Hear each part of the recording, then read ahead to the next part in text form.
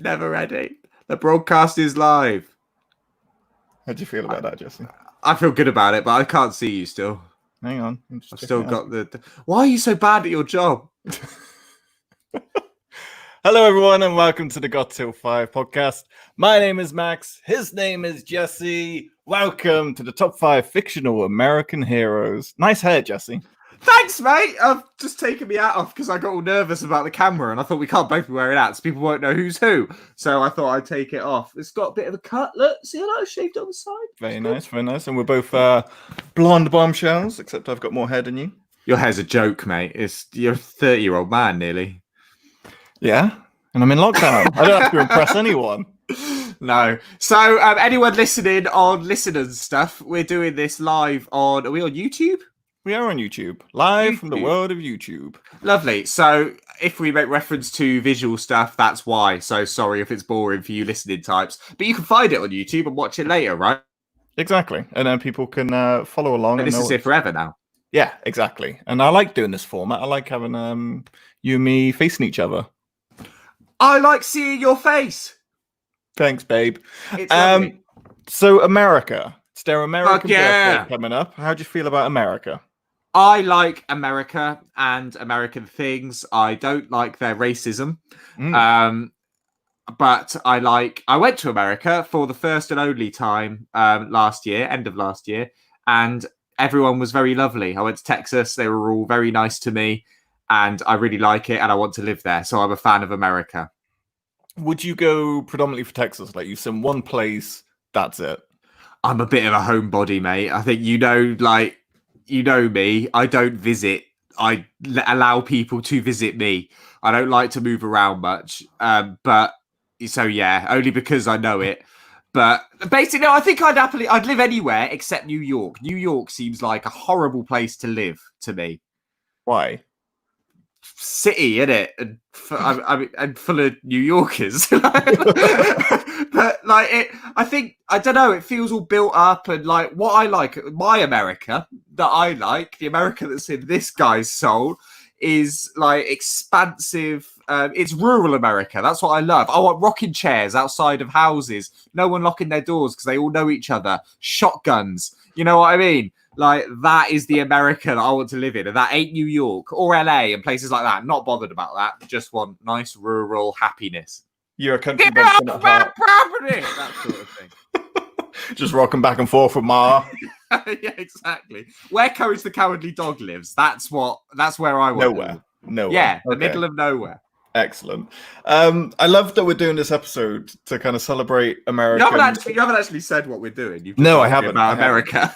Jesse, there's like a big text here that says top 5 fictional American heroes. I don't want to spell out for the people are listening. People will still listen on Spotify. So probably more people because this is a new thing. They're dead to me. So yes, and this week's episode, I can see the anger in your eyes, Jesse. I can see the fury. So in this week's episode, we're looking at top 5 fictional American heroes, and we're not taking it from the stance of what you might think. We're not going to be talking about Captain America. We're not going to be talking about Hulk Hogan. We nearly did though. Not Ted Bundy. Ted Bundy is my hero. Hero.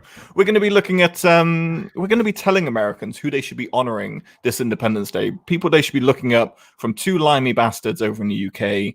We've got a better handle on it. Why do they call us limey? No idea, Jesse. Bet there's a reason, though. Probably. This is why we need a researcher, like sitting there. Yeah, Jeff, look that up or something. But, exactly, and then they do that mouthing thing, and they're like, "It's because of the cliffs of Dover." They're cheaper if they're deaf people have no use for podcasts, Max. Like they're not listening. Hence the visual medium; they can read lips. Yeah, there you go. I will return all of your drawings. Oh, I love it. So we're going to run down the top 5 fictional American heroes, and at the end of the show, we're going to play an old favorite game of Germany versus Florida. I forgot about that. I need to find a Germany or Florida thing, don't I? Right. I've got like 3 lined up. I'm ready to go. Yeah, but I want to give you one. Okay, that's fair. So while I'm talking and you're looking bored, you can do that. Yeah, I'm doing it right now, son. Yep, I can tell. For people who don't know Germany or Florida, it's an old game from a fantastic radio show called Loveline. When I used to have a radio show and Jesse would guest, we'd always play it. So it makes sense to bring it back for America. And the way you play is all of the craziest stories in the world either originate in one place, Germany or Florida. We give a story with no clues, and then the other person has to guess whether it is Germany or Florida for bragging rights. Sound good? Sounds banging. He's got his concentration face on. He's not. Sorry, I'm just reading stories of crime, mental crime. But no, continue. Thank you. So, American hero. Now we've gone for fictional because otherwise it'd be boring as shit, wouldn't it? We'd be talking about George Washington or just Ted Bundy. but we've also gone for like the unsung heroes. I think we've gone for the unsung American heroes of your culture, Americans. And I feel like you need to give these people more props because sometimes you're too guys, but you're too quick to look at sort of the big burly brave men of America, and sometimes there's some characters just like underneath the surface that are actually making the world go round, and you need to love them more. Exactly, and that's what we're going to bring to the table today. Shall I start with my number 5 choice of who I think is an American? So I know this is live and we can't play our music and stuff, but do we not have to? Can we do something so that when you put the music in afterwards for the people listening on Spotify, it'll still be there, right? Yeah. So okay. Here's our top 5 music. There it was. There was the top 5 music. If you're listening to it back, what an edit! All right, go. I prefer the live version of Jesse just doing his own remix or something. I'm always from Florida. Going for it. So, American heroes. And I'm starting off strong, and I don't think Jesse can follow me on this one. At number 5, by the way, to get Jesse's attention or to look up, you just say his name. There it is again. Look down. Look down. So, the world economy in Jesse is crumbling. See, there you go. At number 5, Steve Stifler from American Pie. I'm so angry that you thought of this before me because he deserves to be on my list, and he would have been, but you've stolen him. From the American Pie trilogy, Steve Stifler, who is a staple of our upbringing, I think. I wouldn't even begin to argue that point with you, Jesse. It's a shared love, let's be honest, and he goes by many names: Steven, Steve, Stifler, or the Stiffmeister to his confidants. Yeah, and I am the Jazzmeister. You are the Jazzmeister. Yeah, you take a lot of influence from Steve Stifler, and that's kind of troubling. Loads. So every time it's someone's birthday, my go-to Facebook thing to put on their page is Happy Fuck Day Arsemouth. That was taken from American Pie 3. Stifler says it, to Jim when he thinks it's his birthday, but it's actually a wedding engagement party. Mm-hmm. Then what else? He says it's on like Donkey Kong. At another point, which I've said many times. He's my boy. He's your boy. And the thing is, you've said them so. Oh, whiskey. He's a reformed gentleman. You said it so much that. Oh, not a lot. It's not even whiskey. It's Amstel. Oh, why are you drinking it like a tool then? What are you on about? It's just in a little glass. Well, all right, I was sharing one of these bottles with Bobby, so we poured them both into little glasses, so it was all equal. Now I've brought it upstairs, so I'm using a posh glass. It's when you came into the room, it was filled up like you would fill up like a shot of whiskey. So I thought you were just being really pretentious and filling your beer. Oh. Look at that. No head on that, baby. No head on that bad boy. Baby. Sorry, Steve Stifler. He is, in my opinion, probably everything that's wrong with America, but also everything that's right with America. He's what every American teen should strive to be. Yeah, 100%. And he has the freedom of speech. He says whatever he wants, Jesse. There's no filter there. It's that whatever amendment. I boned up before I did this episode. And he's just like, I'm going to say what I want and do what I want. And that's beautiful. What was that speech he gives to his football lot before? He doesn't give the speech. The coach gives the speech. He says, you don't score until you score. But when he says it, Stifler goes, that's right, baby. which is just a wonderful indictment and clarification of that speech. It's true, but he has fired up the boys before. He's rallied them. American Pie the wedding. What a leader in American Pie the wedding. That wedding wouldn't have happened without him. He really wouldn't. And what's interesting as well, I rewatched American Pie not long ago, the first one. Stifler, not a major character. No. He's probably got 12 minutes of screen time throughout the whole film, I would say. I mean, he sort of comes in, says the odd line about them being dickless. Then there's the bit when when Finch takes the laxative. Stifler gives Finch the laxative. Yep. And the webcam bit. And then he faints when he sees Finch with Stifler's mum, and that's about it. That's all he gets in the first film. Yeah. So that was really confusing. I was checking the stream and I could hear your voice and your voice. That was weird. But yeah, he wasn't, because I guess with that kind of character, if you're going to overdo it in the first one, he is kind of too much as a person, right? Yes. So it would just be a bit shit, because you don't know how people are going to react to him because he's an asshole. It's like you. Yeah, but I get loads of lines in life. I'm the main character everywhere I go. But I know what you mean. But then they realised that Stifler was like a huge thing, and American Pie 2, like he was in it loads, and 3 as well. But he is an American hero. Where's Sean William Scott, the actor that played Stifler? Where is he? What's he doing? Why haven't I seen him in a long time? I don't know. Like last time I saw him, he was doing The Goon, which we enjoyed greatly. Then The Goon 2 came out, which was not as good. Didn't even know The Goon 2 was a thing. Oh, it's worth a watch. Like it's not as good as the first one, but it's still worth a watch. And then he was amazing in Role Models. Role Models is a peak film. Yeah, Paul Rudd. Yeah, you have seen it. We watched it together. No, we didn't. Yeah, we did. When we lived together. Why?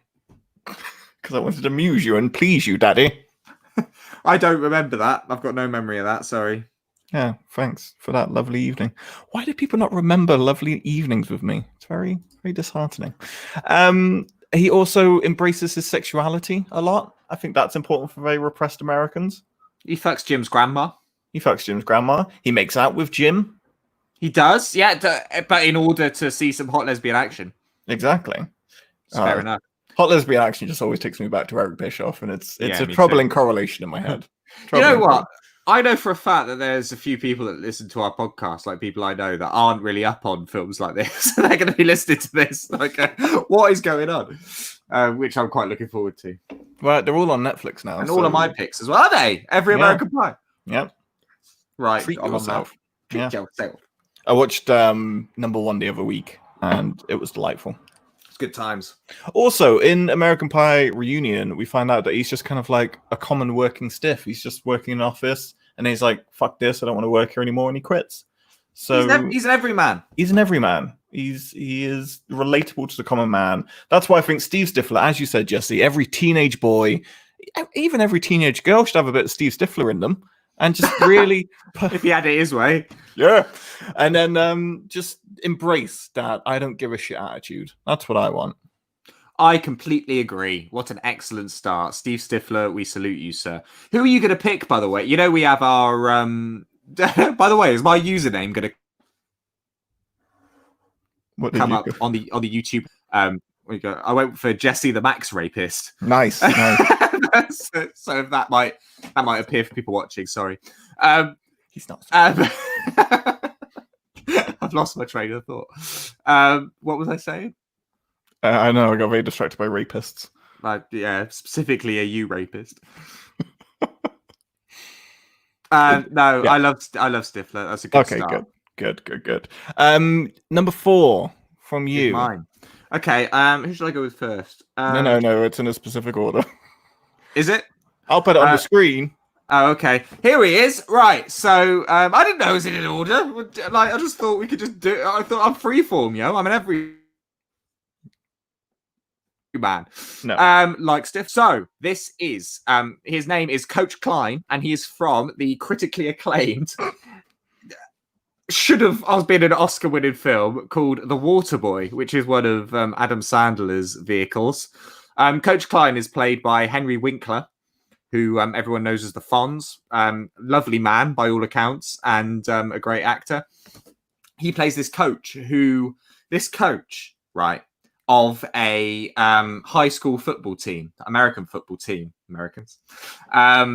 He has this team. It's terrible, but he used to have this book of like really good plays.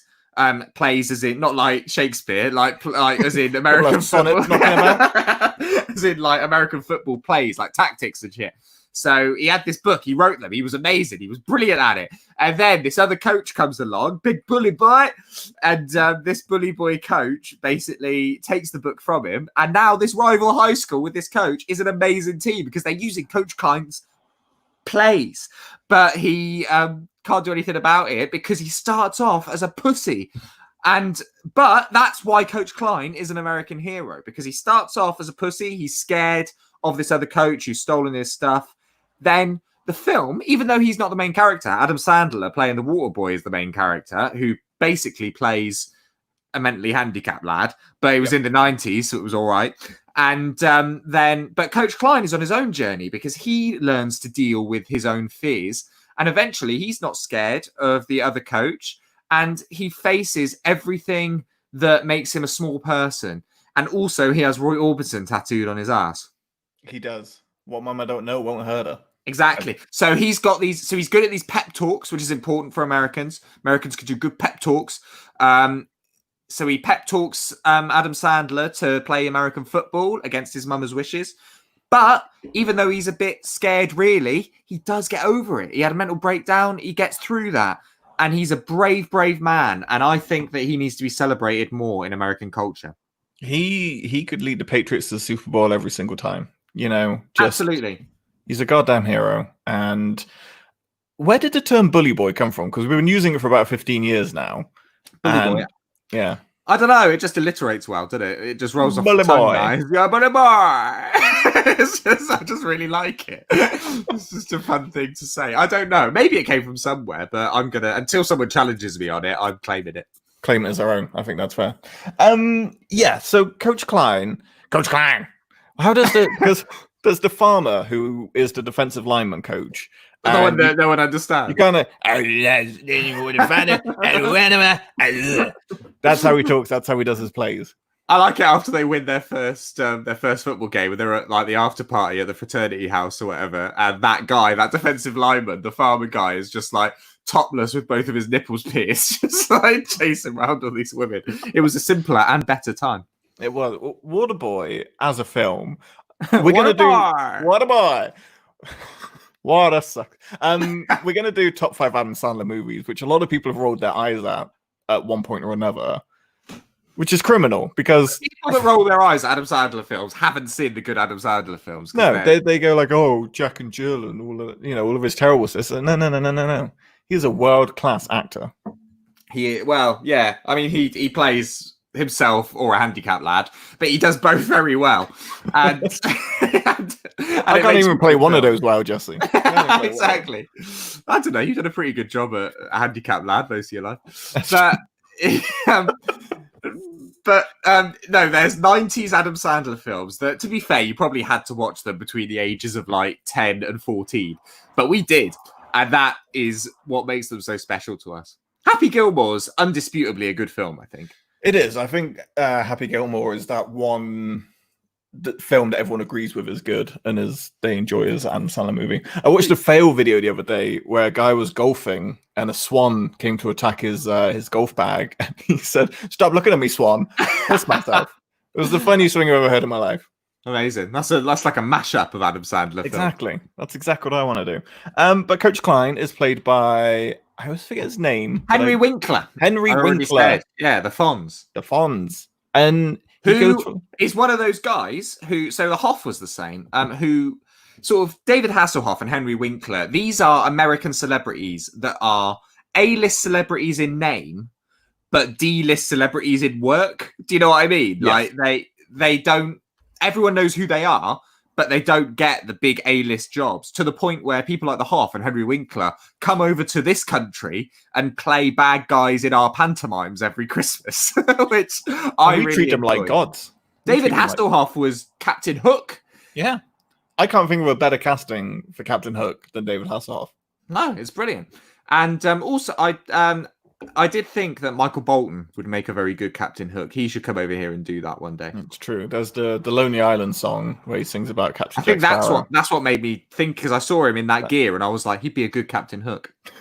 Book it. Make it so. But Coach Klein he's an everyman, because like he carves his own path, doesn't he? He takes a direction which not a lot of people want to take, and he rises from the ashes, Jesse. He does. Rises. And if you people haven't seen the film, you have to understand the mental breakthrough he went through. So after he's had his book stolen by the enemy coach, you see him on the phone to his mother, and he is talking to his mum saying, I can't do the plays. My book's been stolen. What do I do? And the camera pans down as he's on the phone to his mum. As it gets lower, you see that the phone is not actually connected to anything. The cable has been cut, so he's not talking to anyone. And then it gets further, and he's wearing 9-inch high heel stilettos. Exactly. So this is the kind of breakthrough this man went through, but he came out the other side. Is that a breakdown, or is that just high fashion while making a phone call? Nowadays, it's high fashion while making a phone call. But in the 70s, which is when that was, because he was a young man from a 90s film, it's bad times. You're good with the maths, Jesse. I'm so good with the maths. I learned reason. Oh, you Americans as well, because I know you're all listening. You say math, which is wrong. Didn't we do this bit with Steve, and then Steve corrected us, and I didn't care for... No, well, Steve said, well, actually, it's because math is short for mathematics, eh? So I thought, okay, maybe that's true. But then I thought, no, because mathematics still ends with an S, because it's a plural thing. You're doing mathematics, so you're doing maths, Steve. Why do we bully and victimize Steve so often? I know he'll listen to this as well, and he'll message us saying, "No, that actually quite hurt my feelings." But then we're on his show. And we're like, "We love you, Steve." best friends. And it was Canada Day yesterday as of recording. Yeah, Steve does a podcast called Da Podcast. Steve Fingerstyles is his handle and stuff. We're plugging him, see, so it's good. So go listen to him, everyone. I like your your hand wave of approval. Big on, fellow people. I'm also wearing a Canadian hockey jersey for this American show, so... Yeah, I've got my hockey jersey there. I could even it up and put on an American hockey jersey. Should we do the North? Oh my God, I can't hear you! What are you saying? There we go. And then we'll kind of balance out the North Americas of the world. And... Oh, he's so frantic, bless him. Look at him go. I can hear you again. Hang on. There you go. And now you've got the difficult thing of putting on your jersey while your headphones are on your head. You didn't think that through, did you? I didn't think this through. Sorry, you can take them off. I can talk to the people. It's fine. Right. Yeah. Okay. So again, the people who can't see, though. And also, he doesn't realize he can still talk. It doesn't matter if he can hear me. He could still make communication right now. And Jesse's a great guy. Great guy. There we go. We're both in hockey jerseys, but I'm wearing a nice Texan one because of America. North American pride. Love it. Okay. Anything else you want to say on Coach Klein from the Waterboy? I really have a craving to watch Waterboy now. Me too. It's not... You couldn't make that film today. It's not acceptable to play a mentally handicapped lad like that. But it's a very good film. But yeah, that's all I got to say, really. Coach Klein, Henry Winkler, in general. Henry Winkler as a man, if we go non-fiction for a second, is a dude as well. So I love him. If you listen to interviews with him, he's just the nicest man ever. I think a lot of all of our picks can be the fictional person and the real life person, American heroes. Yeah, I would agree with that. Yeah. What was I going to say about Henry Winkler? There's a new show called Barry on HBO. It's not new; it's in its second season, but it's won a whole bunch of Emmys and awards, and it's fantastic. So go watch it. Is he in it? He is in it. He's he's a drama teacher. And he teaches this young lad named Barry who wants to become an actor, but secretly he's a hitman. Ooh, that sounds fun. Like Dexter, but with acting. And comedy. Okay. Wonderful choices, Jesse. Wonderful choices. Are you ready for... I'm taking it a bit more serious now. I'm done playing around. Oh, yeah. I remember your next one. All right, go.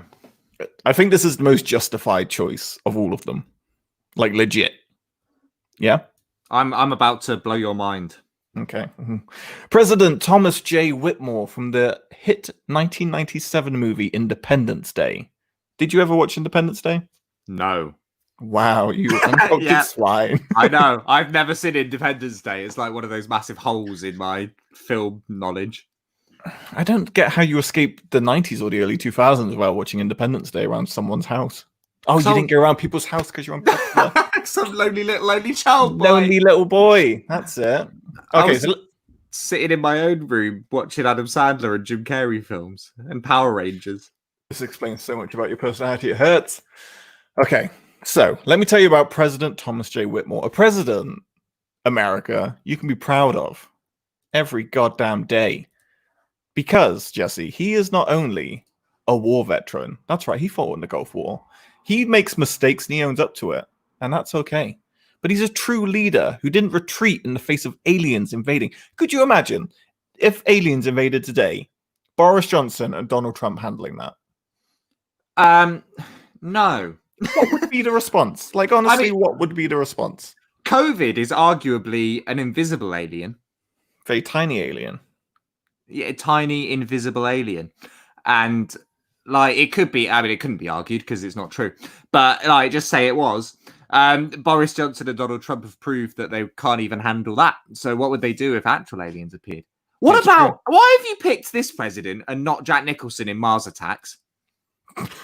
If we're going for presidents that have dealt with alien invasions, why Jack Nicholson in Mars Attacks surely takes the cake? Jack Nicholson handles it terribly. Basically, Earth gets taken over. Yeah, Jack Nicholson runs away. But he's Jack Nicholson. Those eyebrows, man. I love Jack Nicholson. Can you do that again? That was kind of, I like that. Oh. Jeez. This is why we don't do the visual medium. So. He's escaped the Me Too movement, isn't he? Yeah. Allegedly. I don't know how, because that guy can't be on the up and up. No. Jack Nicholson and Russell Brand, two people that normally have an opinion about everything, suddenly were very quiet when all the Me Too stuff was going on. It was like, why aren't they in the media at the moment? just gonna go to shop, probably back in like 6 to 8 months. It's always the quiet ones you got to watch, people. Always the quiet ones. President Thomas J. Whitmore is a better choice than Jack Nicholson, Jesse, because he actually leads the country through in a proper alien invasion. I'm talking about the Empire Strike, not the Empire Strike Building. That's a Star Wars movie. The Empire State Building gets blown up. The White House gets blown up.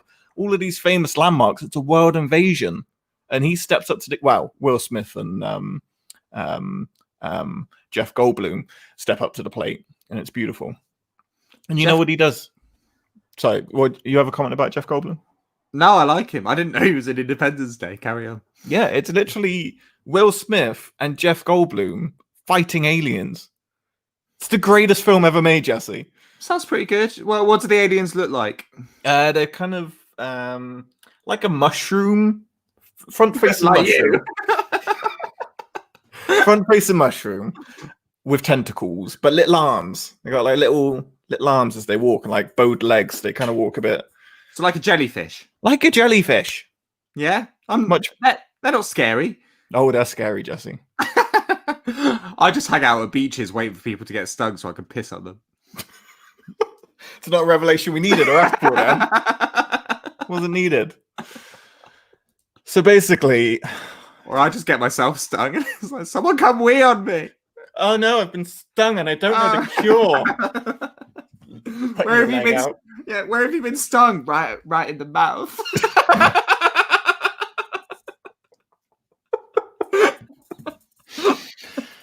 You make it very hard to continue my job. Sorry, President J. Whitmore. He's alleged. You remembered. That was cute. No, I read it. Oh yeah, forget. The text is on the screen. I gave you too much credit, then. So, as president, the alien invasion comes, and most presidents would kind of sit in their locked box while protesters gathered outside. But no, he actually gets in a fighter jet to go and fight the aliens alongside his common man. He fights the battle with them, Jesse. And before he does, he gives one of the greatest speeches in television, not just television history, American history. Much so that Donald Trump actually plagiarized this speech for himself. That's how good a speech this is. Did he? What bit? Can you give me like a too long didn't read? I'll give you. No, I'm gonna give you the last couple of lines. And I'm going to do my best to make this as gravitas as he did. We're fighting for our right to live, to exist. And should we win today, the 4th of July will no longer be known as an American holiday, but as the day when they declared in one voice, we will not go quietly into the night. We will not vanish without a fight. We're going to live on. We're going to survive.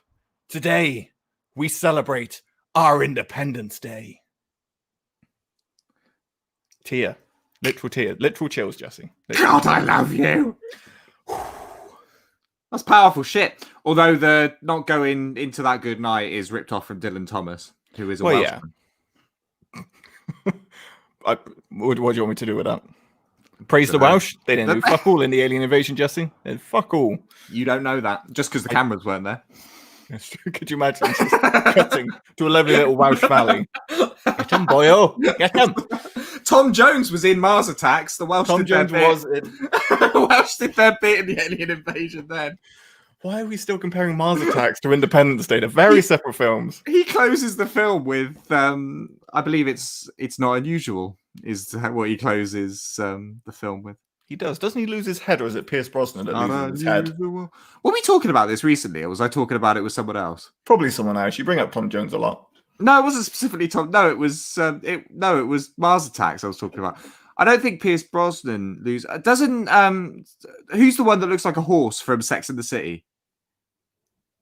Yes. Horse girl. She like her head gets put on a dog or something.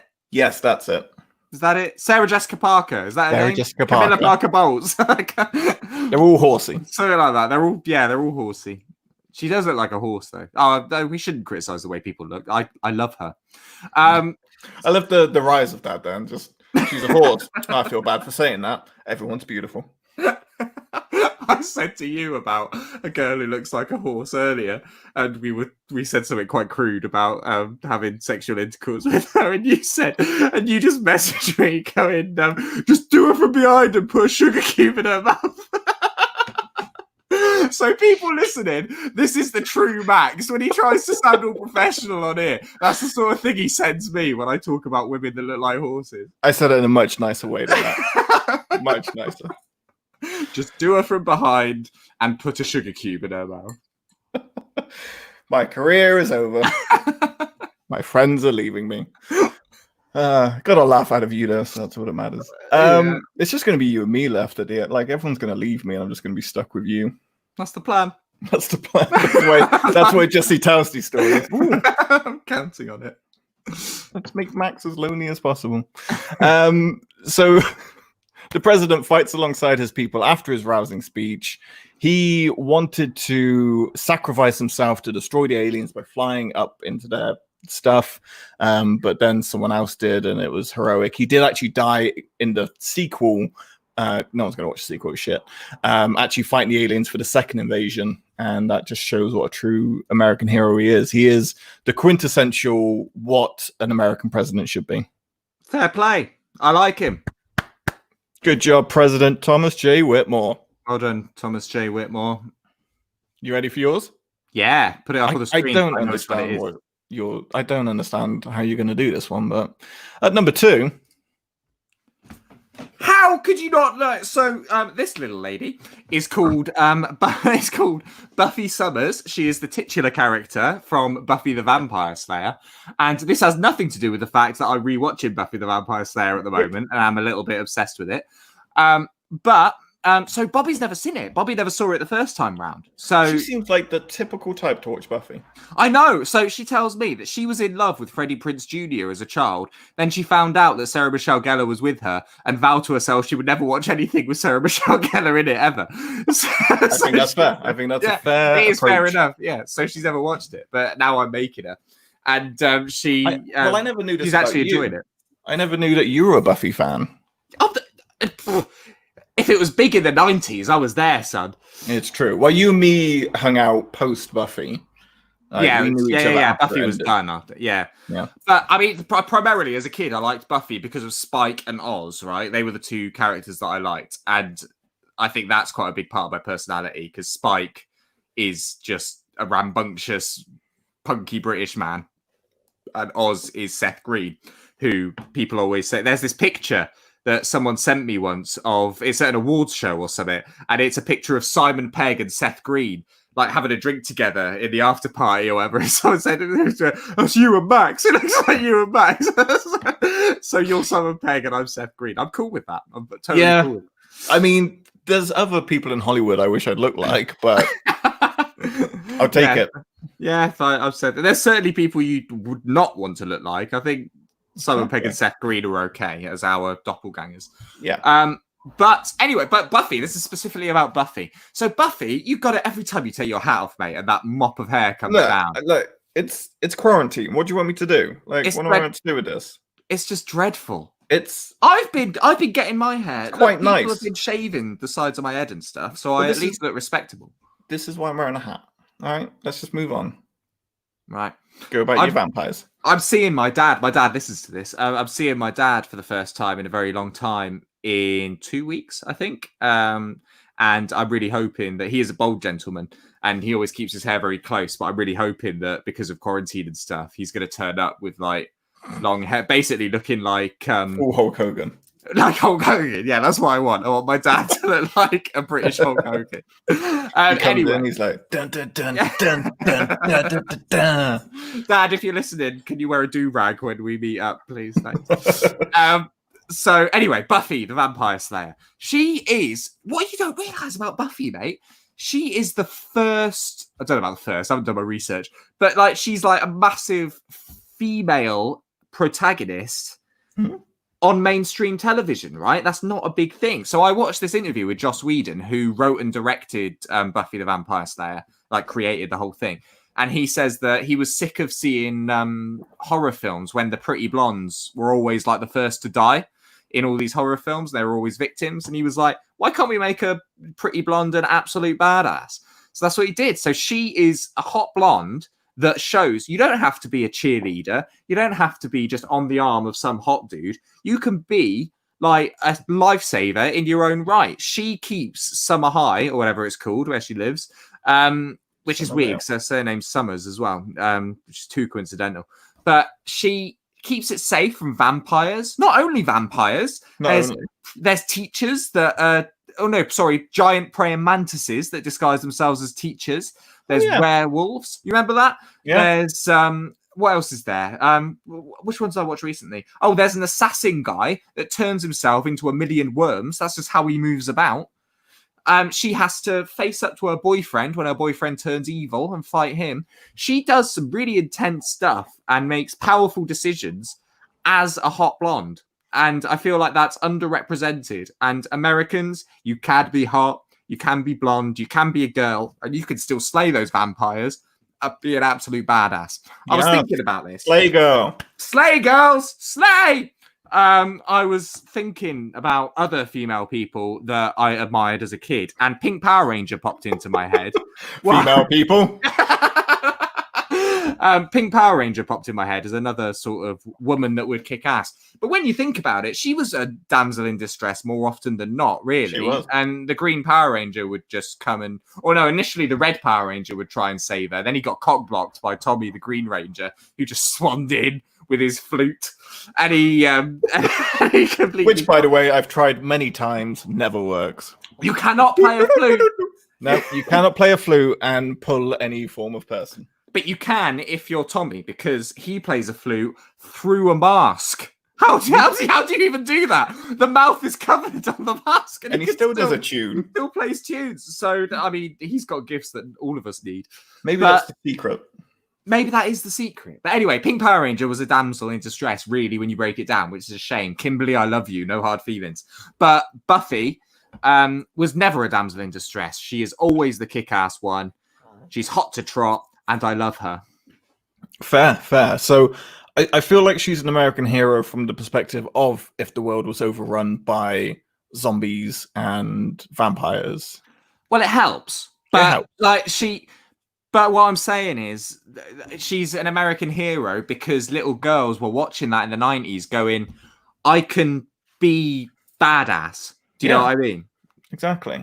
And she could also, because you dusted over the fact that her boyfriend, when you said he got a little bit mad, he was a vampire. She's a vampire slayer dating a vampire. So he was a vampire, but he was a nice vampire. But he had this curse on him where he had the emotions of a human, but he was tortured with like what he'd done when he was an evil vampire. But the only way to lift that curse is for him to be free of all guilt. So for him to not be worrying about anything, and then that all the humanity goes from him and he becomes evil vampire again. So he became an evil vampire again after he slept with Buffy for the first time. So Buffy basically jizzed the humanity out of him, and he and he went evil. Excellent. And I don't know if you've ever slept with someone and had the humanity jizzed out of you, but it's pretty intense. Only once. Wasn't right for weeks. No. Beautiful. Yeah, I can't argue with you. Have I won you over because you were cynical when I wasn't cynical. It's like Buffy is fantastic, and I love her dearly. And if I was living in Summervale or whatever they call it, I'd feel safe knowing she was around. Exactly, you would, wouldn't you? And she blew up the town. And we like Willow. I like Willow. I like Willow in everything she's in. American Pie, How I Met Your Mother, Buffy.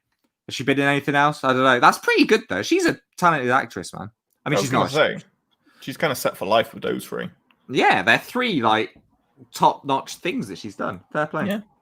In fact, the whole cast of Buffy is fantastic. Yeah, I agree. Yeah. Anthony Head, the guy that plays Giles, the British guy, he's cool. Did you know he's got a little Jeremy Beadle hand? What? No. Yeah. No, watch out for it, mate. So my dad actually told me this because he met him, and he's got a little beadle hand. But for Americans that don't know, a beadle hand was yeah, Americans won't know what this is. There was a comedian, talk show host, Jeremy Beadle, who had a shrunk. I don't know the medical term for it. We call it a beadle hand in this case. It's just like a little deformed hand. Deformed hand. The sort of thing that comes from like parents smoking while pregnant and things like that. Exactly. The 60s.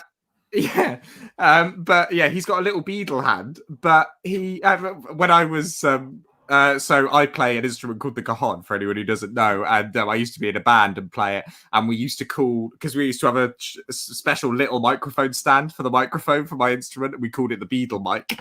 But anyway, you never want to. Can we not have that as the description term for something little? Imagine being in bed with someone and they're like, "Oh, he's got a beadle." Be awful. I thought of a good American reference. So the guy in Scary Movie 2, Take My Strong Hand. Yes. It's basically one of them, right? A little hand like that. Tony Head does one of them. But he doesn't want anyone to know. Sorry, Tony. So he always, you watch him in anything he's in, he always has one hand in his pocket, or he very artfully sort of finds ways to hold things and stuff. So his left hand, I think it is always obscured. Just constantly in everything he's in. But how cool's that? Like, he's really got it down to an art. You just never see one of his hands. And now that I've told you, I've watched Buffy. I've done a rewatch at least 3 times in my life. Never noticed that before, and I'm going to watch it for a 4th time. Yeah. You have to, and you'll notice. Like, where is it? But you never see it. You never see that hand. It's always hidden. Wow. What a fact, Jesse. There you go. Fact bomb. Blow my like my. Beautiful choice. Buffy the Vampire Slayer. Buffy Summers as an American hero. She is, and she's hot. And she's hot, which never hurts when you're looking for a hero. Holding on to a hero. Right. What's that face? Look at, I don't know. What's wrong with my face? It's really grimacy. You're gonna hurt someone. It's just my face. God, put it away. It's gonna do the whole show like this for now. We're on to number ones, and then we're gonna play Germany versus Florida. You ready? Born ready. Born ready. Number one, kicking off on my angle. You can't argue with this one, Jesse. I've won this. I don't want to argue with it. Do it. Do it. All right. Do it. My number one pick is, please put that out, Uncle Phil. Uncle Phil from the Fresh Prince of Bel-Air. Excellent choice. Thank you. Also, the voice of Shredder in Teenage Mutant Ninja Turtles. which Yes. is an important fact, I think. The So actor. if you think he's too nice, just remember that he did try and kill 4 lovely turtles. When you explain the plot of Teenage Mutant Ninja Turtles like that, it just sounds horrible. He tried to kill 4 lovely turtles. 4 lovely Just want a turtles. bit of pizza. Yeah, they did. And the skateboarding as well. Skateboarding and pizza. That's like, I am a Teenage Mutant Ninja Turtle at the moment because that's pretty much all I'm doing with my life. Yeah, I got my board. Oh wait, the microphone's in the way. Oh, there it is. Looking good. Nice pink skateboard. Goes with my personality. Max tried to do a 180 pivot the other day, which is possibly the most basic of skateboard tricks, and Really at my hand. Fell off and basically crippled it. He gave himself a beetle hand. Yeah. From now on, I'm just going to be holding books so no one can see what's going on. That's right. I like Thank you. Skateboarding is like all inclusive, and no matter what your ability, everyone's welcome. We love everyone, but when you fall off, it's the only exception I make, and I will belittle you, Jesse's and then carry on supporting. Jesse's there coaching kids, underage, underprivileged children how to skateboard, and then I'll step wrong. Look at him! Yeah, exactly. I hate Says you so me. much. I'm a goofy mongo. I'm the worst type. You of are a skater goofy ever. mongo, and that's not an insult for people who don't know skateboarding. He pushes off the board with the board of his back foot on the wrong side. He's an idiot. Yeah, but it works for me. It works for you. I tried it. I did fall over. I didn't tell you. Doesn't make sense. Yeah. Why do we share on a recorded medium? Why do we have this relationship? I know you can't edit this way either because it's going out live on YouTube. No, this is it. All right, Uncle Phil. I'm going to tell you about the history of Uncle Phil. So he grew up on a farm. He was a country bumpkin hick known as Zeke back in his younger days. He moved away, became a civil rights activist in the 1960s. He was awarded a scholarship to Princeton. He went on to Harvard Law School. He was put on the board of the NAACP.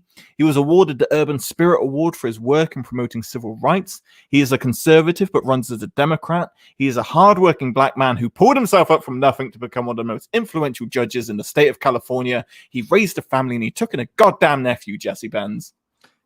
He's an absolute legend. He is the American dream. He is everything you want to be in life. Yeah, I can see that. You're right. He is the American dream. Like, ultimate family man and crazy successful in his industry as well. And the prejudice he must have come up against being a black man. It's impressive stuff. And I like that about Fresh Prince of Bel-Air. That on the surface, you watch it and you think, like, I remember it sort of passed my mum by, Fresh Prince of Bel-Air, because it was on sort of 90s, and so we'd watch it, right? It'll be on BBC Two before The Simpsons or whatever. Yeah. And I'd watch it and enjoy it, but mum never really did. So when I talked about it to her a couple of years ago, she was like, "Oh yeah, it's just like a stupid sort of sitcom."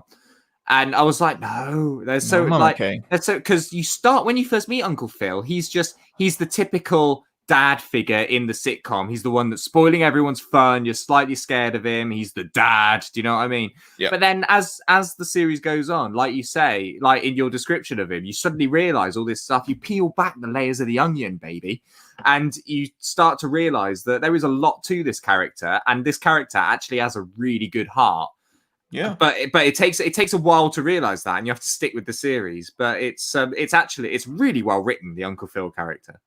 I'd probably say it's the best written character in the whole show, without a doubt. And what the most famous scene, which everyone loves, is when Will Smith's dad comes back into his life and then he abandons him again.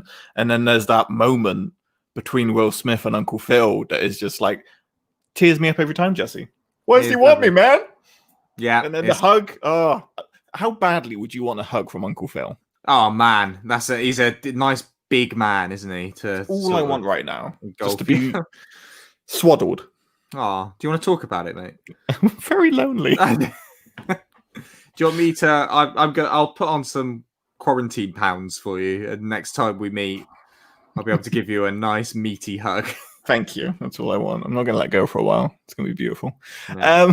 But Uncle Phil he's just a very level character. Like, he's got his success and stuff, but he never forgets where he's come from. And I think that's key as well for that American dream and that American understanding, right? To not forget your roots, hold on to what you believe in. He still believes, obviously, in the civil rights stuff and doing what's right for the little man, and that's why he wants to become a judge. And he became a judge. He became a kick-ass judge. He's got a nice house in Bel-Air. He does, and he's a hell of a snooker player. Hell of a snooker player. What's he name it? I forgot what his name's, the snooker cue. But yeah, favorite episode. Breakout Lucille. That was it. So good. He is good. But so yeah, that is a lovely choice. And to be honest, I don't think mine quite holds up to it. You've done a very solid number one. I'm kind of pulling the race card on you a little bit, so you can't. I didn't even notice he was black, Max. I don't see the world like that. Okay. Exactly. God. By the way, Fresh Prince of Bel-Air, you're right. It's a solid for a sitcom, because it was just like a sitcom-based show, but there were so many moments in it that like really hit hard. Yeah, I remember that episode where it was just a vehicle for Will Smith's rap career. Yeah, they just took his like rapper name and went, let's make a sitcom around him, and it'll make more people know who he is and buy his records. That's the only reason it started. Yeah, but I remember that episode where they get mugged at the ATM, and Will takes a bullet for Carlton, and then Carlton starts to go and get a gun, and it's just like this proper. I love sitcoms that do that, like Scrubs does it really well, and Fresh Prince, where they take kind of like real issues in a sitcom, and they're like, yeah, we're a funny haha show, but pay attention, man. Yeah, pay attention to real life. Yeah, that's good. It's good stuff. It is good stuff. Good stuff. Would you ever want to see, because they're all about redoing the shows, bringing back the shows from the 90s, would you ever want to see a Fresh Prince of Bel-Air remake, maybe with Will Smith as the Uncle Phil character? No. Correct answer. It's a terrible idea, because Will Smith has become is so famous now that we all know him as Will Smith. Do you know what I mean? Like, and he wouldn't be able to play a character like Uncle Phil, because we'd just be looking at it going, that's Will Smith. It's true. He's so famous that the most generic name in the world, Will Smith, we know who we're talking about when we say Will Smith. There's only one Will Smith, even though it's the most. Do you know what I mean? Even though it's which Will Smith you mean? Yeah. Like Joe Bloggs or something. But it wouldn't work. Why do we have to remake things that are perfectly good as they were? I heard that they're rebooting Beavis and Butthead. I saw that today. Why? And also, like, that humor, it obviously won't be as good because you can't do that humor today. And that's a good thing that we've moved on, and you can't do sort of sexist, racist humor in the same way you could in the 90s. But that doesn't stop us, like, occasionally going back and watching that stuff from the 90s and enjoying it and finding it funny, but still accepting that it's a product of its time and you don't want to see anything new like that. Exactly. You laugh and then you go have a wash. Oh, I feel so dirty. Exactly. Dirty. So League of Gentlemen, who have like humor in them that you couldn't do today, they did some anniversary specials a couple of years ago and they actually got away with a lot, which was great. But the last line of the last episode is one of the characters says to the others, it's not right to stay here. We shouldn't stay here, but you can always visit. Which is a really nice sort of closer of the whole series, just sort of saying, just saying like, there's a time for this, and you can always come and just watch it and enjoy it, but we're moving on now, which I think is nice. And that is what a lot of TV series should do that. That's what this podcast is going to be. The 100th and final episode. We'll just close on that line. Ignore what we said in the past. I think we've only been doing this for like, 2.5 years or something. And I feel like the humor we used in the first few episodes is already dated. Yeah. It's not okay, some of the stuff that we talked about in the first couple. We did a whole episode on Chris Benoit. Probably shouldn't have done that. Yeah, we did. We should do a follow-up, actually. What did I just say? Beautiful. That was good. Okay. I was drunk for the Benoit episode as well. You were so drunk. It was when the World Cup was on and England had just played a game, so I'd been out and I'd drunk a few and then came home to talk about Benoit with you. And I remember you doing that intro. You just came on and went, Christopher Michael Benoit was a professional wrestler. It was brilliant. Brilliant. It was good times. Would you like to please present another dad? You're presenting another dad. Yes, another dad called Phil. How about that? There it is. There he is. So there is another sitcom that got a bit shit, as sitcoms do, I'm sad to say. American sitcoms, sorry guys, all your shit goes on too long and it always gets bad. But for the first few series, this was one of the best sitcoms I've ever seen in my life. It's called Modern Family, and the character is Phil Dunphy, who I view as America's dad. You know what I've noticed about your top fives recently? It's whatever you're watching or consuming at the moment is your top five. I live in the moment, guy. Jesse's been watching Buffy and Modern Family for the past couple of weeks.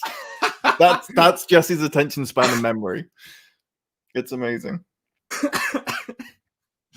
Yeah, that's but still, it's fresh. It's fresh in there right now. He's America's dad. Go on. He is America's dad. So, as he says himself, he doesn't parent, he parents. He wants to be their peer, but with a sort of fatherly edge to it. I love the way he connects to his children is something I think many American dads should follow his example on. He tries to be their friend, but not in the bad way. Like I think his relationship with Luke in particular, his son, especially in the earlier episodes, is lovely because Phil Dunphy is a complete man child. And when Luke is himself like 8 years old, like tiny, they're just like a double act, the two of them. And Phil Dunphy is immediately down to Luke's level. But he can still be a dad when he needs to be. And he can still be an adult because there is a character called Jay, who is his father-in-law, who is also a lovely character in his own right. But is a very masculine character in a way that Phil isn't. And Phil feels a bit threatened by his father-in-law in that way. But he still stands up to him and is his own man as well. And proves that you don't have to be macho, masculine to be a man and to be a good family man and to be the head of a good family and to be successful in your life. And I think he is. He's successful in his life. He's got a good job. He's got a great family, banging wife, and lovely kids. And it's just happy days. I think he's what every American family man should strive to be, is Phil Dunphy. The world would be a better place if there were more Phil Dunphys out there. I 100% agree. When you were saying about him in the earlier season with Luke, he reminds me of my dad when I was younger. My dad was very much like that. He was kind of silly, bring it down to my level, and then was a dad when he needed to be a dad. And I think that's a good approach to take. Yeah, the strong arm, keep him at a distance. You will play football, son. You know, that kind of stuff. Doesn't work. Although I will say, you'd say it about reminded, like Phil Dunphy is America's dad. I love him. He's on this list. But I don't know if I've ever told you, but Jay, the character, the father-in-law, who is also a stepfather to a child, really reminds me of my stepdad, Roy. Like there is a lot of Roy in Jay. And when I watch his relationship with Manny, who is his stepson,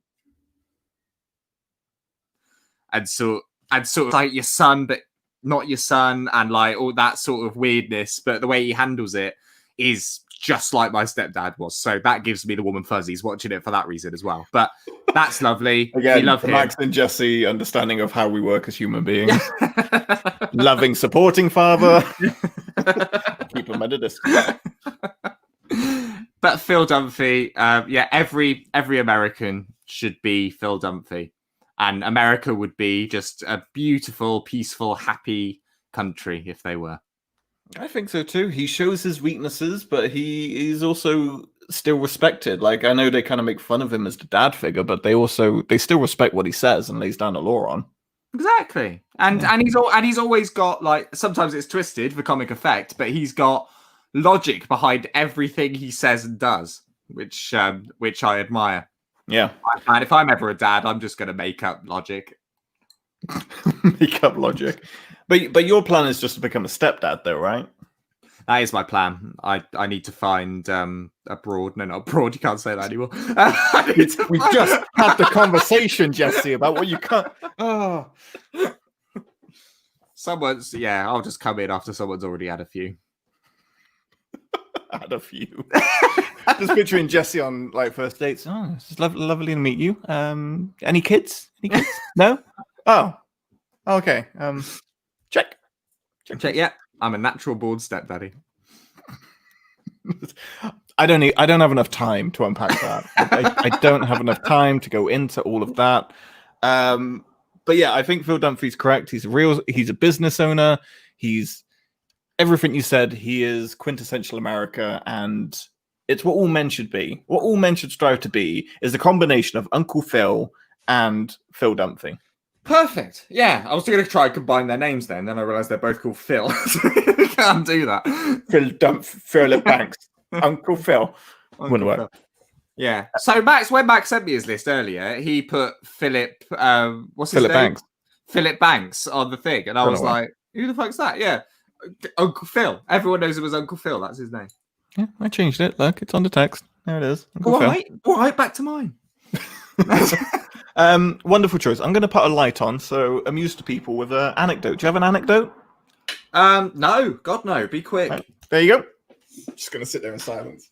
So Max is putting a light on. I'm not sure why. Yeah, probably because he wants like more light on his face because he's a very acne-ridden man. Hello. What? I never had acne as a kid. You were quite an acne child, but I've always been a smooth baby. Shut up. Yeah, I still get spots on occasion. I don't know when's it supposed to leave because I'm 30 now and I still get spots. Like, what's going on? Am I going to be a pensioner with acne? Because I feel like that's the way my life's going. I feel like that's what. Yeah. This is my last podcast. I've got till 5 in my 20s.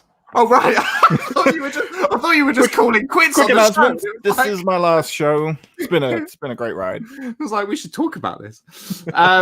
Yes, it is. Your birthday is next week, which is very exciting. Which is your birthday always falls on the weekend that New Forest Folk Festival should be. So I'm always at that festival on your birthday, but not this year for obvious reasons. Best friend, everyone. Mate, money. Right, it's nice. I should probably get you something, shouldn't I? Probably. Make an effort. Yeah, I didn't get you anything. You don't have to get me anything. No, you didn't. You're terrible with that. You should work harder at that.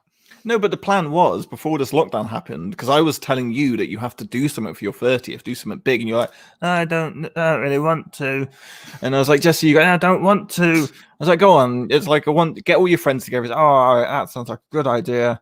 And you were going to have a party around your mum's house, and you were going to invite all your mates, and then lockdown happened, and it didn't happen. I bullied her into it as well. I didn't even ask. I saw say, Mother, I shall be having a party at your house. Get the crockery out, woman. Doilies are a must. Doilies, yep. Have you got a present for me? Here, come here. There's your present. But it would have been. But I still think we should do that. I think we should have because Matt didn't have a party either, so we should have just like the three of us, the three amigos. We've all had lockdown birthdays, and we'll just get on it, boy. Okay, so that was the top 5 list. Let's just do a quick rundown. At number 5, we had Steve Stifler from American Pie. A quote, Jesse. Your favorite Steve Stifler quote? Oh God, happy fuck day arse mouth. Happy fuck day arse mouth. Yeah. Fucking right, doggy. That's a good cake. That's the best. Personal favorite of mine. At number 4, we had Coach Klein from the Waterboy. Klein. Gatorade. Water sucks. It really sucks. In sync, I love it. Number 3, President Thomas J. Whitmore from Independence Day. Number 2, Buffy. We're doing quotes from everyone. What's your President J. Whitmore quote? We will not go quietly into that good night. This will be our Independence Day. Number 2, Buffy Summers. Nice. Oh God, she's not very quotable, is she? Yeah. She called someone a furrer instead of a Führer on the last episode because she was referring to a werewolf. I quite enjoyed that pun. I liked it. Number 1 from me, Uncle Phil. Will. Good quote. Thank you. We're gonna do a jazz throw if you want. And number 1, Phil Dunphy from Modern Family. Dunphy. I like it when he says, "I'm down with all the tech speak." I know, like OMG, oh my God, WTF, why the face? Can we campaign to make it why the face? I really appreciate that. And that is who you Americans should be looking at for your American heroes this Independence Day instead of your people in power. Look to Do you think people are going to tune into this episode like hoping for Captain America and G.I. Joe and people like that, aren't they? And what a swerve! They're not going to get it. Sorry, guys. I think what is this episode 78? I think they should know by now.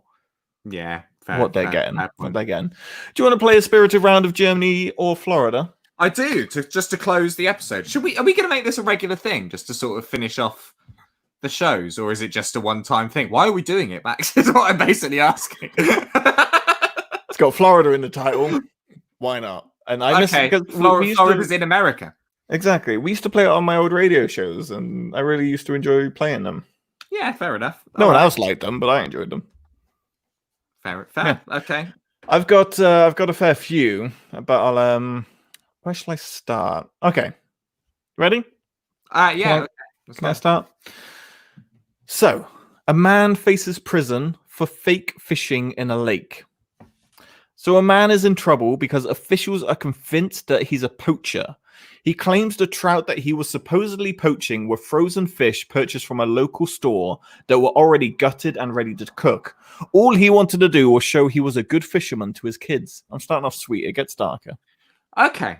So if I knew about fish geography, I'd be able to probably work this out because I have no idea whether trouts are local to Floridian waters or German waters. I'm sure they're in Germany.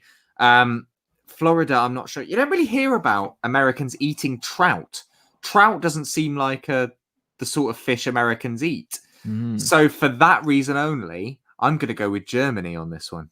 I mean, it's solid reasoning at the end of the day. It's solid reasoning, and you're 100% correct. I'm right.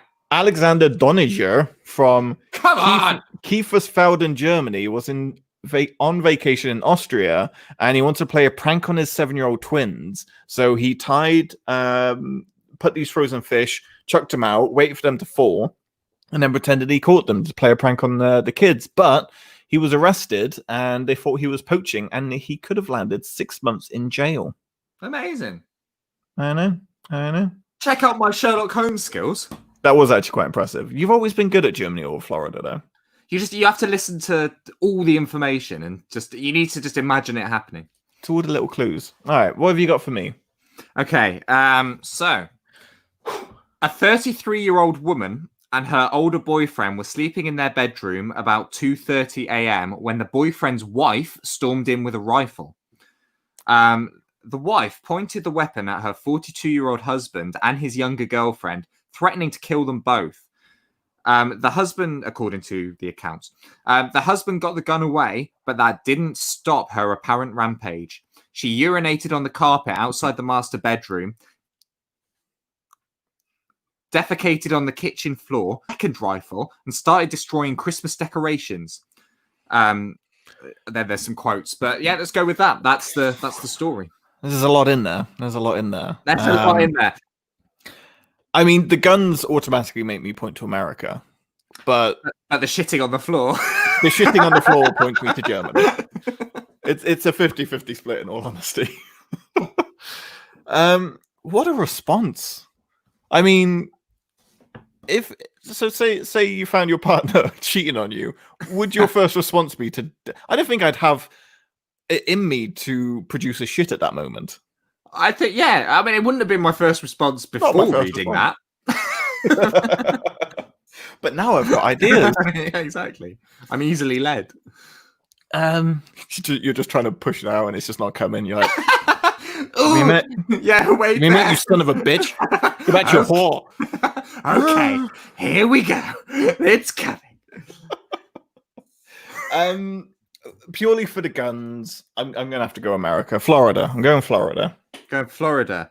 Max has said Florida, and Max would be correct. Well done. And it would be correct. Threw me off.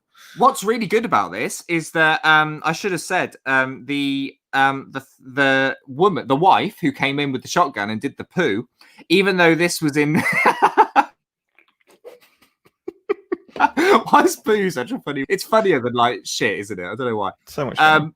The wife, even though this is in Florida, her name is Brenda Schumann. So you could quite easily, if I'd given the name, you would have gone, that's clearly a German name, right? You would have thrown me off, mate. You would have. Thank you for being so kind. That's all right.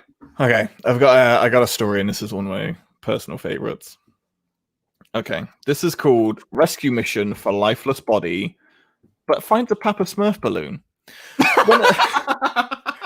When a train passenger saw a dead, bearded man in a blue coat and red trousers near the railroad tracks on Tuesday evening, he immediately reported it to authorities and a rescue mission started, only to find that it was a Papa Smurf balloon.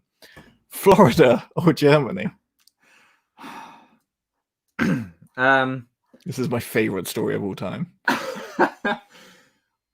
I don't know. Are the Smurfs American? Is it an American cartoon? Because it's got European vibes about it when you think about it, isn't it? Like the Moomins and things like that. Like it's got that weird ethereal, like no, the Smurfs. No, because South Park did an episode about the Smurfs, so they're definitely aware. Smurfs are American, or Americans are very aware of the Smurfs, so that's fine. That's fine. He was. Do you want me to read it to you again? There's not a lot of clues in this one. No, there isn't. Yeah, one more time. A train passenger saw a dead, bearded man in a blue coat and red trousers near the railroad tracks on Tuesday evening. He immediately reported it to authorities and a rescue mission was started, only to find that it was a Papa Smurf balloon. There's not many clues. So Smurfs is an American thing. I've just worked that out in my head. Trains in the I feel like Germany's quite built up compared to like Florida, so you don't get actually that much countryside by train in Germany, in my experience anyway. So on a basis of probability, because you're more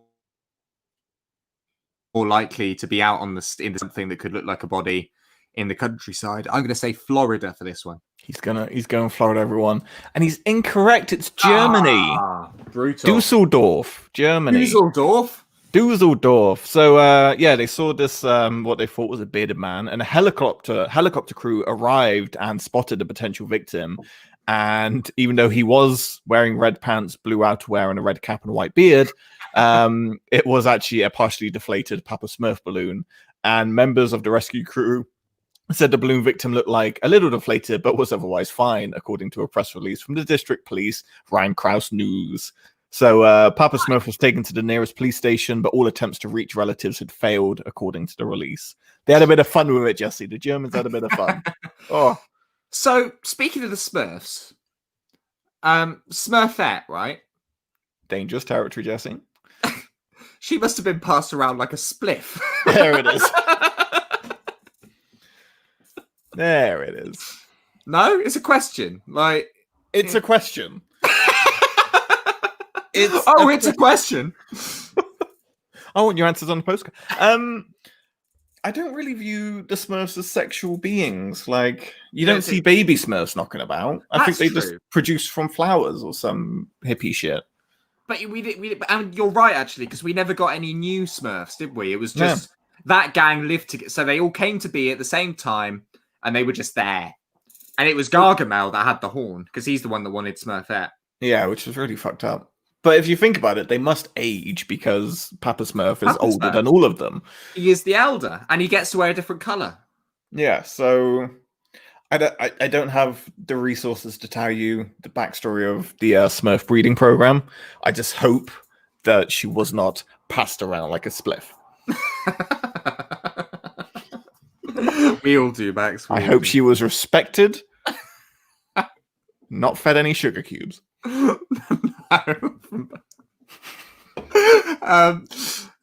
Anyway, I didn't mind. I immediately regretted that mime after I did it. So probably live medium. Yeah, exactly. Also, this setup that I've designed makes it look like this is a news show, but like the shittest news show in the world. It does, with the live at the top and the us two. The little scrolling bar, and it's like I'm interviewing on a really serious subject matter, but yeah.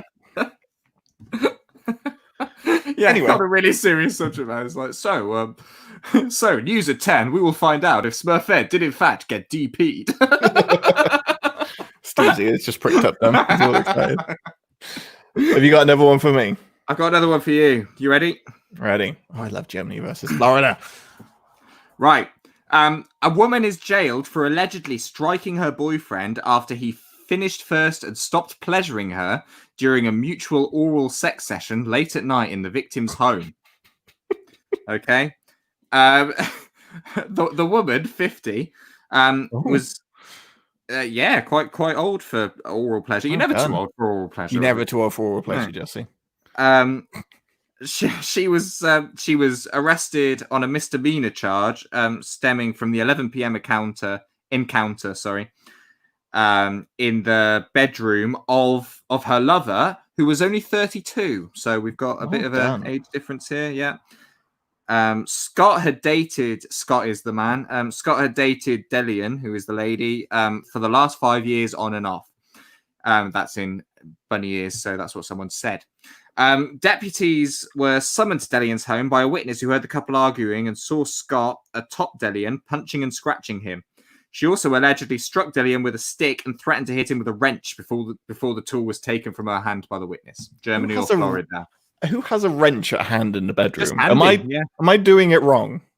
Yes. Do you not? How do you? Do you have a toolbox? How do you open it without a wrench? This is with a full vice. The mask on welding. Fucking chastity bouts every time.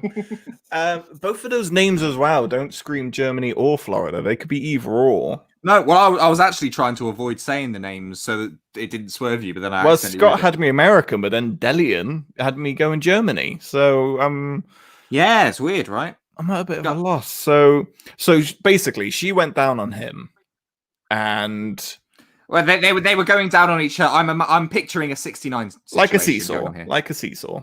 Yeah. If that's how you do it, more power. Anyway, just because I don't have a toolbox doesn't mean I got a playground. So don't judge. You need a spirit level to stop yourself seesawing. Back up. Ooh, there's the bubble. Yeah, just rest that on your buttock. Why the buttock? Why not the back? Pick the most curved edge, Jesse. I don't know. Yeah, I don't know. Just funny. It's funny. So mutual. Going back and forth. Oral sex. He probably came a bit too quickly. He stopped. Oh no, it doesn't say that. It doesn't say he came. It just says he stopped pleasuring her. Yeah, but what's the reason he stopped? Yeah, maybe. Thank you. Jizzed the humanity out of him. He saw peace. He was ready to open a hippie commune. And then she went feral. You know what? All power to her. Like, absolutely. It's a 50-50 split. If you get one off, you gotta get the other one off. I hate that. You know what? I've been listening to. I've always listened to a lot of 90s hip hop. You know this about me. But as hip hop creeped into the early 2000s, I don't know if I was talking about this, so I know like family listen to this. But like as it creeped into the early 2000s, a lot of hip hop artists would talk about not pleasuring women orally and such like, and they'd brag about it. They'd sort of say, "Yeah, I don't do that shit," like in their songs. And I don't understand that because that's not. It's not cricket. It's not cricket, exactly. It's not cricket. You shouldn't brag about that. You shouldn't brag about the fact that you're a selfish lover. I don't think. My wife is unsatisfied. Go me. Yeah. That's basically what I'm saying. She just sucks my dick and I do fuck all. I don't get it. Don't get it, Dr. Dre. We're so modern and bloody liberal, aren't we? I know. Outrageous. Okay. Let's think. Dusseldorf or Miami? Where are we landing? It's... You know what? Love is the language of the world, Jesse. And I feel like you could be angry. I'd be angry in England. I'd beat you with a wrench if you didn't suck me off. If I stopped pleasuring you. Yeah, sorry about that. My lips were very sore. My jaw hurt. So, I don't know. This is a pure 50-50 split. I said Florida last time. I'm going to go Germany. Max has said Florida. No, you said Germany this time. It is in fact Florida. So we are one right, one wrong each. That's exciting. Okay. So it's 1-1 basically is the logical human way of saying it. 1-1 is what I meant. There we go. Okay. My last one then. Okay. I'll find one more as well. Shall I wait? Shall I go back on a rant about satisfying your partners? Yeah, if you could. No, it's all right. People, it's not hard. A lot of women can't orgasm through penetration, so go down on your partners. It's nothing against you as a man. It's nothing against you as a female. Just do what's best for each other. Get each other off and leave the room happy. Go and have a nice dinner. That was a very short rant. That was powerful, though. I liked it. Good. I hope everyone listening to this is slightly hornier. It's all I want from people to take away from this podcast. Right. No. So all I found is a headline. Right. So like as a tiebreaker or whatever, just one headline that I'll give you after this one. I think I got a good one though. A man with no arms has been charged with stabbing another man with scissors. Okay. 2 questions. Okay. I haven't got into the story, but please, questions first. How and why? Let me tell you. So a 46-year-old homeless man with no arms was arrested for stabbing another man with a pair of scissors using his feet. There we go. He's a gifted man. He stabbed, this 46-year-old stabbed a 22-year-old man twice with the scissors before running away. First of all, he had to put the scissors down, then run away. Then run away. Unless he was like running along with them in between his toes. Which is more gifted ability. But he's actually quite a talented man. He's known for painting colorful works of art with his feet, according to local media. And he was detained near the attack in a shopping area, and he was charged with 1 account of aggravated battery, which is a 2nd-degree felony. So he said he acted in self-defense, but how you have time to pick up scissors with your feet and attack a man, actually stab him as well, is quite impressive, let's be honest. Yeah. To have the force to actually, stab, I don't think I could do that. That is impressive. Yeah. No. So, man with no arms charged with stabbing man with scissors. What are we thinking? Germany or Florida? Well, I think things like street painting with no arms is something you're much more likely to see on a Florida street than a German street, because I've been to Germany a few times and they don't like people that look different, mate. I've got a history. Yeah. So I think based on that evidence, I just don't think an armless man would be allowed that much freedom in Germany To paint, paint, to pick up scissors, like any of it. They wouldn't let him do any of it. So for that reason, I'm saying that Florida would let this armless man just run amok and do what he wanted. He's come to a decision very early, and he's 100% correct. According to the Miami Beach Police Department, this happened. And he was being held at the correction center in Miami, and we have a court appointment coming, but we're not sure on the result. But yeah, well done, Florida. So you're now 2-1. Also, if I'm in a fight with someone and I'm seeing them going, because like he'd have to physically go to pick up the scissors with his feet. Like, it's not like, because normally if you're in a fight, someone can whip out a knife real quick and get you real fast. That's a lot of effort to pick them up with your feet. Maybe he was breakdancing at the time, so he was spinning on his head, so he had his legs free. Like Hitmon top, just like the Pokemon Hitmon top. Exactly. Yeah. That's exactly what I was thinking. If I ever lose my arms, that's what I'm going to compare myself to. Hitmon top. First of all, you got to learn to breakdance, I'm afraid, just to break it to you. I can do it. Don't say I can't. Hey, I'm not saying you can't. I'm just saying there's something you've got to learn. I'll get there. I'll do cool. it. All right, I look forward to this eventual accident, which is happening. All right, it's 2-1. I've got to get this correct. Okay, so all I've got is a headline, and I've got the opening line, because this is actually a picture. So I've just found the headline and the opening line of the article as well. But it sums it up quite nicely. Okay, so what I like, by the way, in this headline, I really like the use of the word now. Okay, so, so listen to this headline. John Colazos, fake dentistry suspect, now accused of kissing patients' buttocks. So, I like that, because that means that he's been accused of a bunch of other stuff, and they're like, oh, and now he's done this. Hi, in John. So the opening line is okay, so here we get this explained. A man already accused of performing dentistry without a license now stands charged of kissing a woman's rear end whilst treating her toothache. Okay, couple of things. as there are with all of these stories, right? Yeah.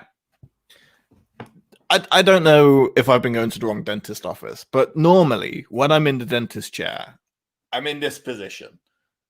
My buttocks are firmly in the very, very comfortable seat. How badly do you want a dentist seat in your living room, by the way? Have you never had an anal cavity? Such a bad joke. Mr. Benz, we're going to have to call an anal cavity. Oh, okay. Let's turn around. Have at her with a drill, doctor. Well, or is it like there's a little bit hanging off the edge of the seat and he's just kissing that bit? Yeah, maybe. Like he dropped his pen or something and he goes, oh, let me just pick that up while I'm down here. Also, what gratification are you getting from kissing an ass? Oh, I don't judge.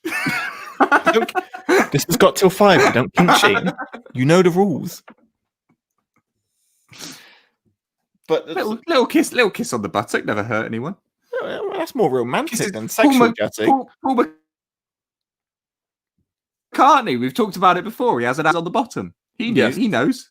Paul knows. He was the dentist.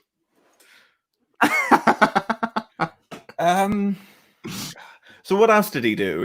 You said he'd been accused of other stuff. He was practicing dentistry without a license. That's what he was initially pulled up on, and then ballsy.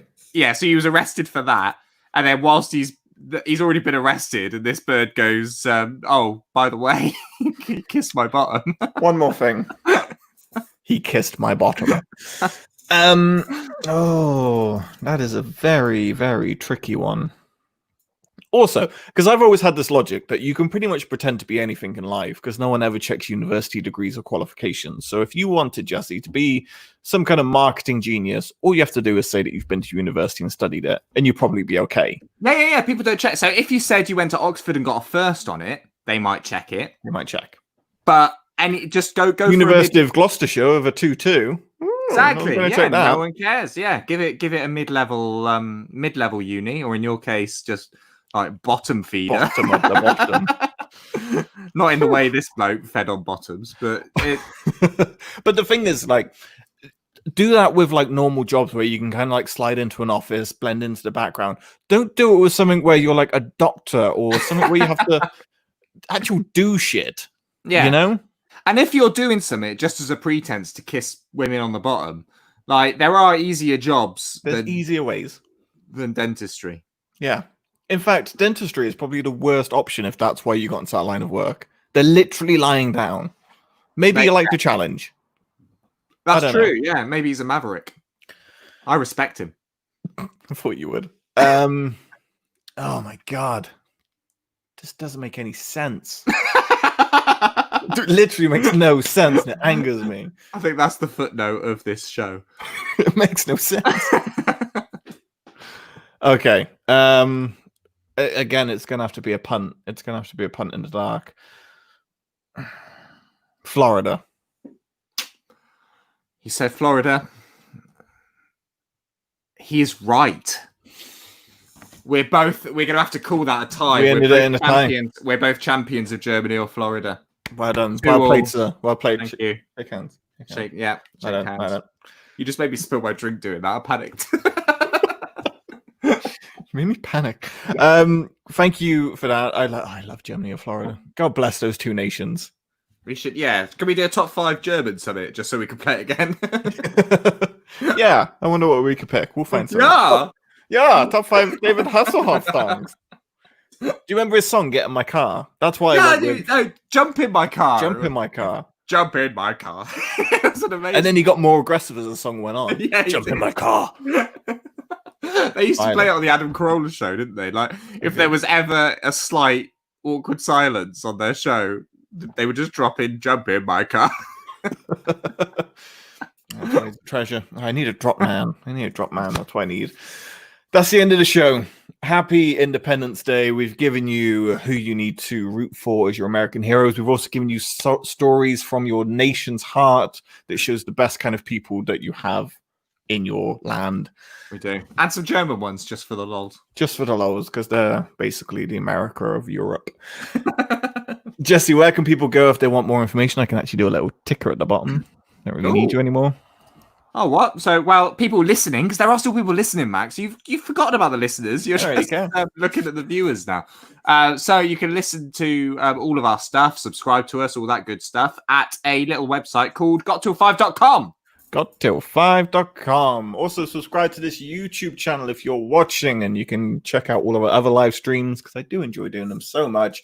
Follow us on Twitter at Gottill5. We'll be back in 2 weeks' time when I will be an old man along with Jesse to do another top 5 for your listening pleasure. Until then, we hope you have a wonderful fortnight. From myself and Jesse's eyebrows, we wish you goodbye and good night.